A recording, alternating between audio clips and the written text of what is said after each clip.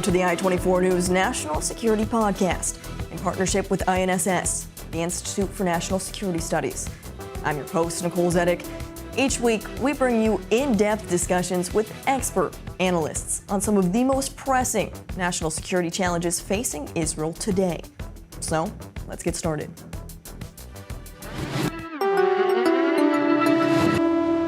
After 15 months of fighting, a ceasefire between Israel and Hamas seems to be holding in Gaza. The current hostage release deal marks a critical moment in the war. Lives are hanging in the balance, and this agreement offers not only hope, but also a chance to delve into the broader strategic, political, and humanitarian dynamics at play. This deal could impact the entire region, but a big question remains on why it's happening now, well over a year after October 7th, 2023. Well, in today's episode, we'll break down the details behind the recent hostage release deal and ceasefire, and what it reveals about not only the interests of Israelis, but arguably the more complicated interests of the Palestinians. Well, to give us insight, analysis, and much more, we are joined by Yohanan Tzoreff, senior researcher at the INSS and an expert on Palestinian affairs. Yohanan is the former head of the Palestinian Arab Division in the Ministry of Intelligence and Strategic Affairs, as well as a former Arab advisor to the civil administration in the Gaza Strip during the first Intifada. Yohanan, you have some very interesting analysis to provide us based on your past experience, so thank you for joining us on the podcast today. Thank you for having me. Let's begin just to give our listeners a quick synopsis when it comes to the current ceasefire and hostage deal at base. We're talking about a three-phased deal, and we're currently in phase one. It's set to last 42 days and see the release of 33 Israeli hostages over this first phase. Break down what you think are the highlights of this deal. Look, I think that the highlight of this deal is, first of all, it means that the war is not really over yet. We have to pass the first stage of this agreement in order to see if it's possible to reach to the end of this war. It's very important to reach to the end of this war. And I think that the second thing is to see how can we trust the other side.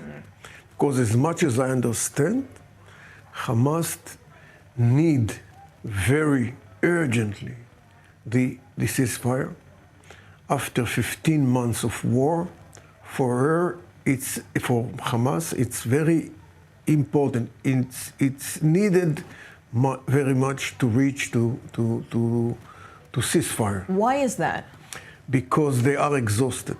Because the people in Gaza are fully exhausted. Yesterday I had a conversation with some of the citizens in Gaza. We have a long connection for many years.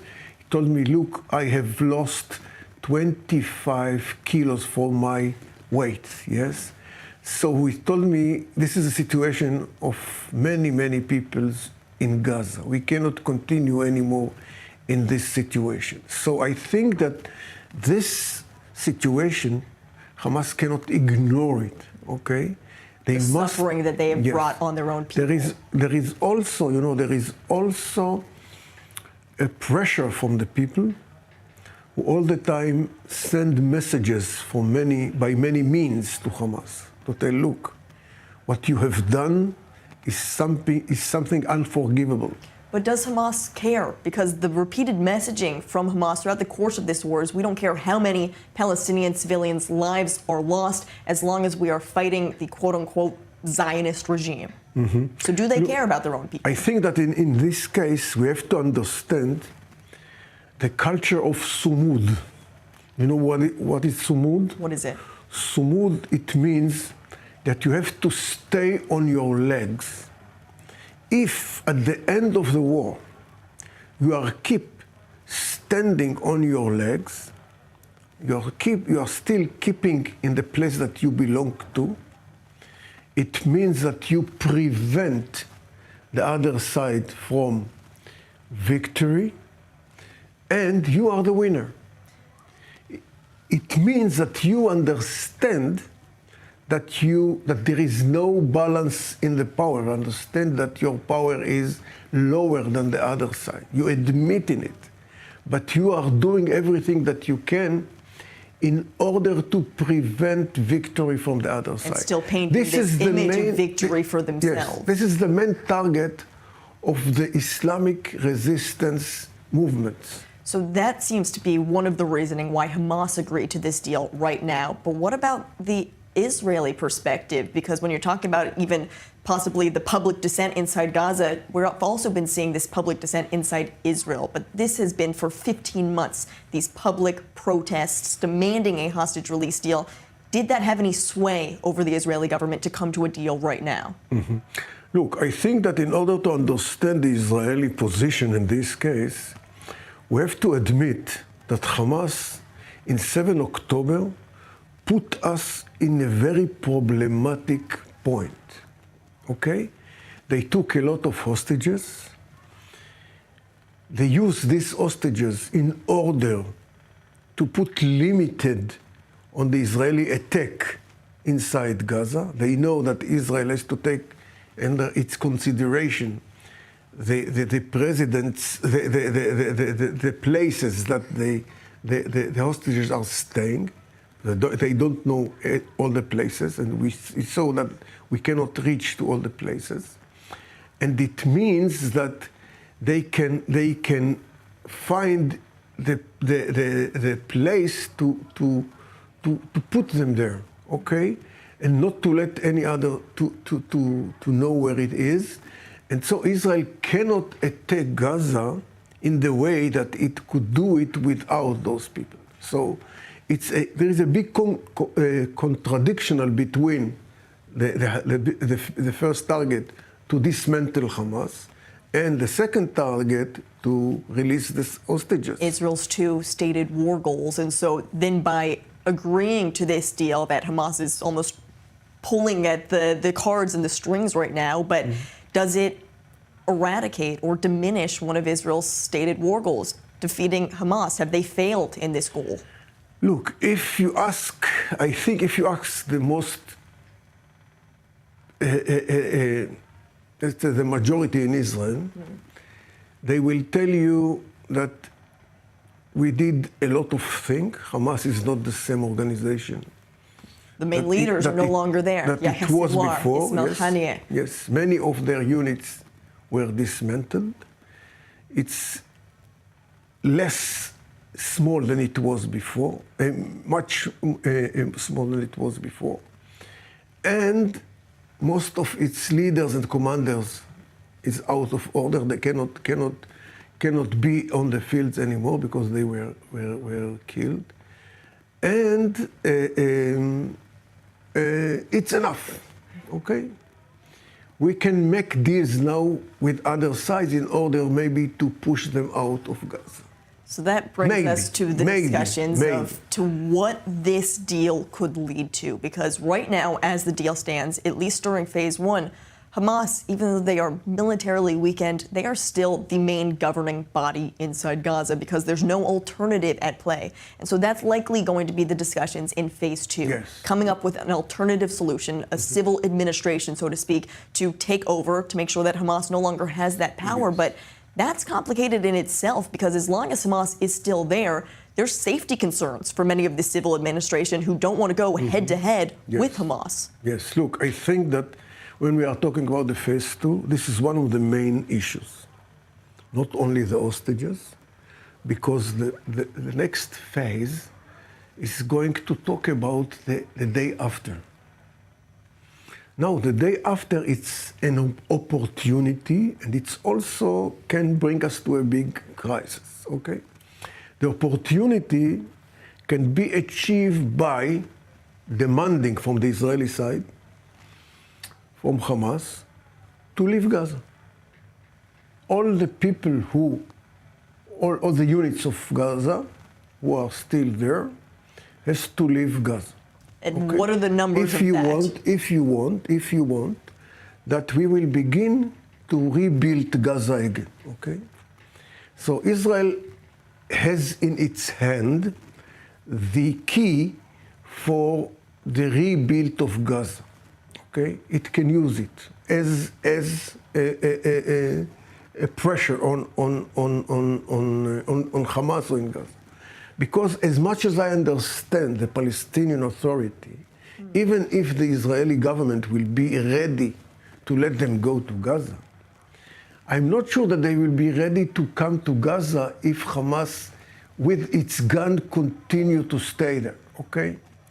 Israel cannot live with it, and I think that the Palestinian Authority also cannot accept it, okay? And we're seeing these clashes already between Hamas and the Palestinian Authority. Yes. This dilemma on this Palestinian unity and really the Palestinian division that we're seeing not only in Gaza, but the West Bank as well. And so the international community seems that they want some sort of a reformed Palestinian Authority to govern Gaza. But as you're mentioning, it doesn't seem like the Palestinian Authority might want that without these safeguards of their own well-being. Yes, you're right. But let me tell you something more than that. I'm listening to the internal discourse, the Palestinian internal discourse, especially in the last few months. And there is a campaign from Ramallah against Gaza, against Hamas, because they blame them for all the destruction that the Palestinians had suffered since 2007. Because they told them, you destroy all the city, all the chances to reach to any agreement here. You dismantle Oslo agreement. Because in your resistance, we told you that we were a resistance organization, and we changed our mind because we understood that there is no balance in power between us and Israel. There is no ability for the Palestinians and all the Arab countries to push Israel out of this area. There is no way only to live with Israel side by side. So if you are not going to join our political plan, means Oslo, it means that you are going to suffer, then all the Palestinians will suffer with you. This is the main kind of the discourse between the both sides. This is some of the messaging that we're seeing specifically out of Ramallah, out of the West Bank. But what about the Gazan civilians? Have they lost support for Hamas, and are they also blaming Hamas for this death and destruction? Is it worth it to see some 2,000 Palestinian security prisoners released, but their houses, let me tell you something very principled about Gaza. Gaza is the engine of the Palestinian struggle against Israel. Maybe all the heads of the Palestinian organization came from Gaza. All the organizations. Arafat, he has sources in Khan Younis, okay? Abu Jihad, his deputy from Khan Younis, okay? Ahmad Yassin, Dahlan, Fatah, okay? All the head of Hamas today and the head of the Jihad Islami, all of them from Gaza. It means that the Gazians are very awareness politically about this dispute with Israel. And they all the time think about the way how to, if they are refugees, how to come back home. And if we are nationalists, not only refugees, how to fight Israel. What is the best way to fight against Israel? So this is the main problem. No, it's not the end. But at the same time, those people leaded the Oslo Agreement. They gave the support to the leadership who were in Tunis that time, because they pushed the people to accept the idea of two-state solution. But that was decades ago. Do you think that sentiment still stands? It still exists. Do they still want to see a two-state solution, or is it a one-state solution from the river to the sea? I think that if they will see that there is it realistic, you will find a lot of support from them. The problem was with Arafat at the beginning of Oslo Agreement, because he wanted to use at the same time the military option with the political option. So when Abu Mazen was his big rival that time, he told him, look, it's against the agreement that we are both committed to. You cannot do it. But he continued because he was with very special personality. But the days of Abu Mazen since 2005, it's not the same days. It's not the same days, specifically He is even since against- October 7th. Yes. Also, Yes. the hope for many Israelis even Yes. who wanted to see a two-state Yes. solution, that has dwindled. And so this arena that we're talking about from decades ago, it's also shifted drastically in the past 15 months. Yes. Is there still hope from the Palestinian leadership and the Israeli leadership that if this ceasefire does stay in place, that it could lead to something bigger, a two-state solution, an actual lasting peace between Israelis and Palestinians? Look, from my point of view, it must be the last war after what happened here in 7 October. But now, thinking about two-state solution, maybe it's too early. We need a lot of help from third and fourth and fifth sides that have to give us the support we need. They have to give the Palestinians the power they need in order not to feel humiliated, because one of the most important issues in the negotiation was the feeling of the Palestinians that they are humiliated, okay? That the other side all the time use their weakness in order to achieve more on the table of the negotiation. That's Okay. also a big concern right now, Yohanan, that Yes. even if Hamas is completely diminished and eliminated from Gaza, the ideology is still there, especially following a war like this that brews hatred inside Gaza against the Israelis who have been fighting this war. And so how does not only Israel but the international community then begin to combat that ideology right now? When you are talking about the ideology, you are talking about the ideology of Hamas or the There's other Palestinian factions inside Gaza as well. There are two leaderships in the Palestinian arena. One of them is religious, and the second are nationalist. Okay. If you are asking me about the religious, I think that there is a low expectation that somebody very, very important is going to change them. You cannot get a lot of hope from this side. But when we are talking about the national stream, there is a lot of hope, because they are thinking, they are changing, they are writing, they are doing a lot of things.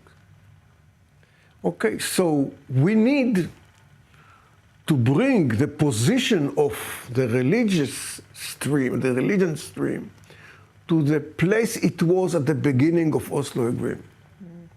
For this, we need a lot of support from all those sides that we have that just talked about them, okay? And all these mediators as well that have been working on and this. also to make a big campaign to understand that it must be the last war. There are people in the both sides who want to live together. Now, if we do see this change and this reestablishment of a new legitimate government inside Gaza, there are other fears, perhaps, that it could be a similar situation to Lebanon, where there is a legitimate government, but Hezbollah still pulls all of the strings on that government. Who's to say that even if it's not Hamas, some other Palestinian factions inside the Gaza Strip still pull the strings on this quote-unquote legitimate government? Yes. I think this is one of the reasons why Abu Mazen and the Palestinian Authority will not be ready to come to Gaza if Hamas is continue to be there with its weapons, with its guns. They don't want to see the Lebanon model in Gaza, okay? Because if they are going to be the civilian power in Gaza, and there will be a military power there that is not under their control, they are not going to come. I'm sure they are not going to come, because for them it's something unacceptable. Okay, now they expect all the international power to do something in order to change the situation in Gaza.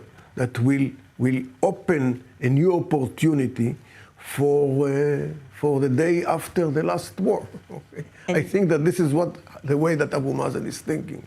Yohanan, we're talking about all of this in a very broad way. However, there's a timeline at place right now. Yes. We're in phase one of this deal, and all of these complicated little nitty-gritty details we're talking about need to be completed by the time phase one is over in 42 days. We're set to talking about phase two at least by day 16 of this ceasefire. Yes. That gives about 26 days, give or take, to iron out all of these details to actually implement phase two of this ceasefire.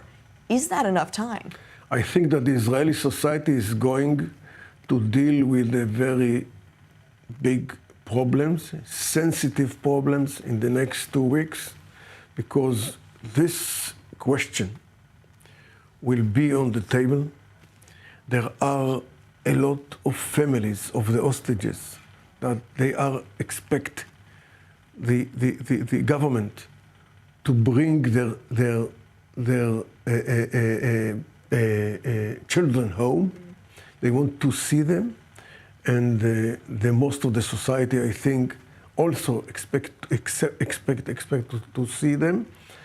And it's a big pressure on the Israeli government to see this deal all the way through. Yes. Now, at the same time, everybody understands that in this case, it means that Hamas is going to survive, to stay in Gaza and to control Gaza. Is this what we really wanted to see at the end of this war? And I'm sure that nobody would like to see it. The question is, what is above what? What can be favorite than the other, okay? And I think it's not an easy thing. I must tell you that from my point of view as a citizen, I think that we have to prefer the hostages. But if I look at this situation as an expert of Palestinian issue, I think that it's wrong not only for our security, it's wrong even for the Middle East to let this power continue existing after this war. Because I understand after this war why the Arab states are so not tolerant to the Palestinian, to the Islamic movements, political movement in their countries. In your opinion, do you think that these other Arab nations or Israel is more tolerant to some of these Palestinian Islamic radical movements? I think that the Islamic states like Egypt, Jordan, and Saudi Arabia, for example, are less tolerant to the political Islam than Israel. Okay? In Israel, you can find Mansour Abbas in the Knesset, and he is moderate more than the national stream there. Okay, but maybe it's not a good example. But you can look about Raed Salah, who is in the extremist of the Islamic in Israel. He can say whatever he wants. Okay, and from time to time when there is incitement from his side, so he put him in jail, but he's working for a long time here in Israel. Okay. It's an interesting perspective and interesting question to ask as well. Yohanan, we have a few minutes left here, and as we're wrapping up, we've been really going over the broad picture. I'm going to ask you a quick rapid-fire round.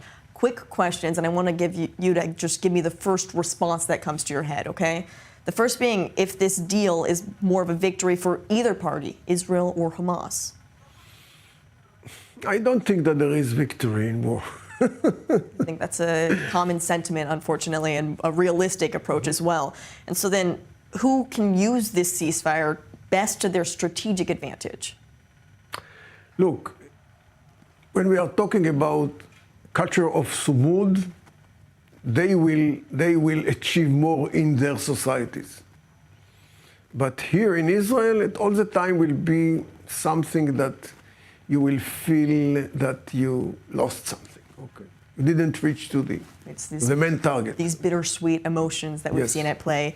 Yohanan, is it more likely that phase 2 of this ceasefire deal will open the door to these broader negotiations, or that it will collapse before then? Look, I think it depends on the Israeli side. The Israeli current government has nothing to do with political maneuvers, because they are not ready to do anything in this level. And so that could... They are thinking all the time about power, military power. They don't think in peace. They don't think in coexistence, because we are very rightists. Our government is very rightist. I think that we need to go to election in order to change our situation and to come with new messages to the people. And there is a lot that certainly needs to change and will likely change, at least in the coming days, coming weeks. A lot of questions that still need to be answered as we see exactly how this ceasefire deal is implemented. But Yohanan Tzoreff giving us really the amazing analysis based on your perspective inside Gaza and working with many of these parties at hand. Should be a difficult and complicated time, but hopefully could lead to some sort of vision for change and peace in the region. Yeah. Thank you for joining us on this latest edition of the podcast. Thank you.